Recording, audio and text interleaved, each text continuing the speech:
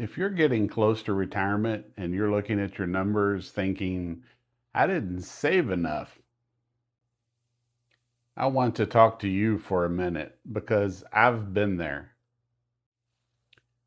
And I can tell you something now that I didn't believe back then. It's not as bad as you think. Now, I'll say this up front. There are a lot of things I could tell you that you should do and shouldn't do when you're in your 50s getting close to retirement. And I'm not saying that as a financial advisor or somebody who's studied this for years. I'm saying it as someone who's almost 67 and has lived it. I've made mistakes, things I wish I had done differently, things I thought didn't matter at the time that I see very clearly now. And the only reason I talk about this stuff is in case it helps you to avoid some of the same pitfalls. Because one thing I didn't fully understand back then was how much I had bought into this idea that I needed to hit some number before I could retire. You hear it everywhere. You need this much saved. You need that much invested. And if you don't hit that number, you start to feel like you're behind. That's exactly where I was.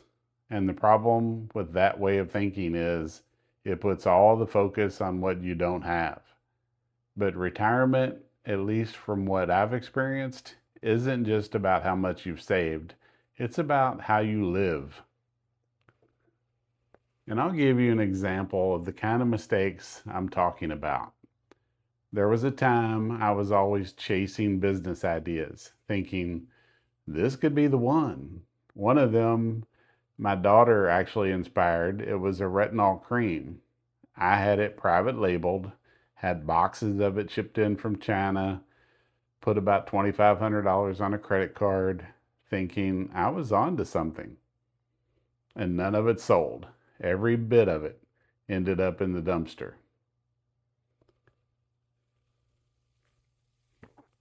I spent years doing things like that, chasing ideas that didn't pan out and racking up debt along the way.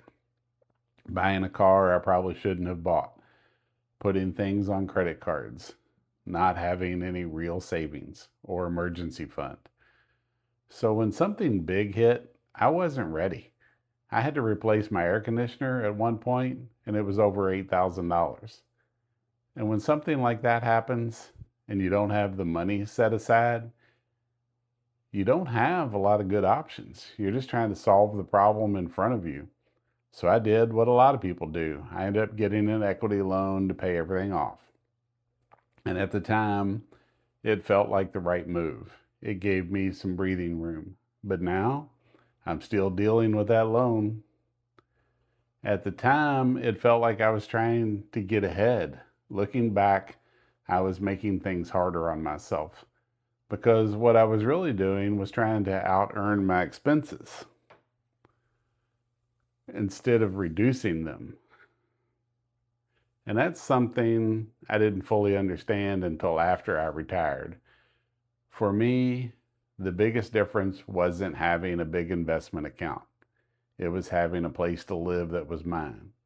That changed everything. Because when your housing is taken care of, your monthly pressure drops in a big way. You're not worrying about rent going up. You're not dealing with a mortgage payment every month. And that gives you something that's hard to put a number on: peace of mind. Now, I know what some of you are thinking. You don't understand. I don't have that. I can't pay off a house. My Social Security isn't going to be enough. And that may be true. I'm not saying that everybody can just go out and do this. But here's what I am saying: it's not all or nothing. This isn't about having the perfect situation. It's about getting as close as you can to lowering your monthly pressure. Maybe that means downsizing. Maybe it means moving to a less expensive area. Maybe it means sharing a place.